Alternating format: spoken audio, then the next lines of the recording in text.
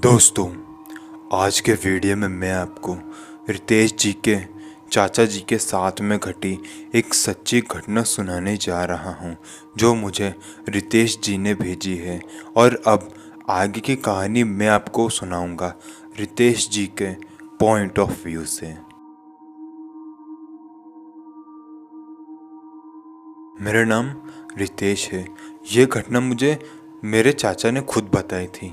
दरअसल बात यह है कि हमारे घर के जो मुखिया हैं वो ना तो मेरे पापा हैं और ना ही चाचा हैं। हमारे घर के मुखिया हैं हमारे दादाजी।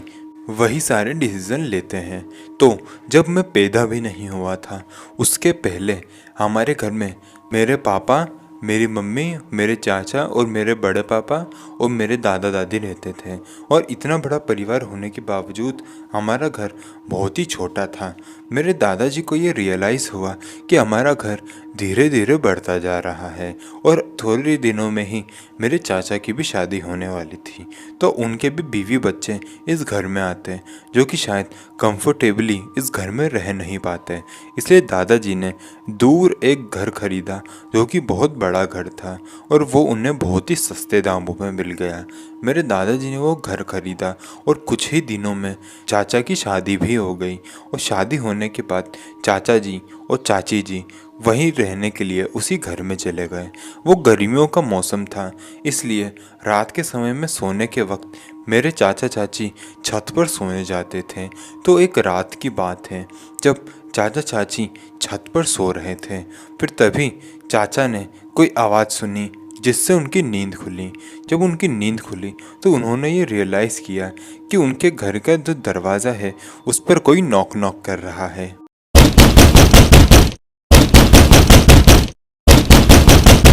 उन्हें जब ये नॉक नॉक की आवाज़ सुनाई दी तो उन्होंने चाची जी को कहा कि मैं थोड़ी ही देर में देख के आता हूँ कि आखिर नीचे कौन आया है इतनी रात को, क्योंकि चाची जी की भी नींद खुल चुकी थी। और मेरे चाचा फिर नीचे चेक करने चले गए कि आखिर ये आवाज़ आई कहाँ से है। जब मेरे चाचा नीचे चेक करने गए तो नीचे कोई भी नहीं था। ये बहुत ही हैरानी की बात थी। फिर तभी उन्हें छत से चाची के बहुत ज़ोर से चीखने की आवाज़ सुनाई दी। वो बहुत तेज़ी से भागते हुए छत पे गए। उन्होंने चाची की हालत देखी। वो बहुत ही ज़्यादा डर चुकी थी और एक छत के कोने में सिमटी हुई सी लेटी हुई थी। मेरे चाचा उनके पास भागते हुए गए। उन्होंने चाची को पूछा कि क्या हुआ है, तुम इस बेदर्दी से चीखी क्यों थी। तो चाची जी ने बताया, हमारी पानी की जो टंकी थी उस टंकी के अंदर एक लड़की बैठी हुई है। चाचा जी ने जैसे ही ये बात सुनी तो उन्होंने कहा, कौन सी लड़की? कोई लड़की हमारे घर की टंकी में क्या करेगी? कि जब वो बिस्तर पर लेटी हुई थी और चाचा जी का इंतज़ार कर रही थी, तभी उन्हें टंकी के अंदर से कुछ आवाज़ आई। और फिर जब वो टंकी चेक करने के लिए गई, अपना फ़ोन निकाल के उन्होंने उसकी टॉर्च से जब अंदर देखा तो उन्हें अंदर एक लड़की बैठी हुई दिखाई दी जो कि चाची जी को देखकर हंस रही थी। ये बात चाची जी ने मुझे खुद बताई थी। और उसके बाद चाचा जी ने भी उस लड़की को देखने की कोशिश की। चाची जी मना कर रही थी कि मत देखो, लेकिन चाचा जी ने फिर भी देखा। वो पानी की टंकी पानी से एकदम फुल भरी हुई थी।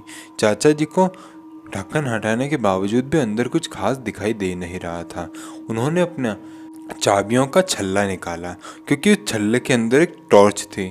उस टॉर्च से जब चाचा जी ने उस टंकी के अंदर देखा तो उनका दिल दहल गया।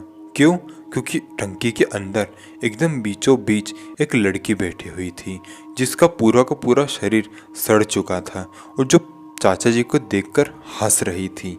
ये दृश्य देखकर चाचा जी इतना ज़्यादा डर गए कि वो उस टंकी से पीछे हटने लगे और वो नीचे गिर गए।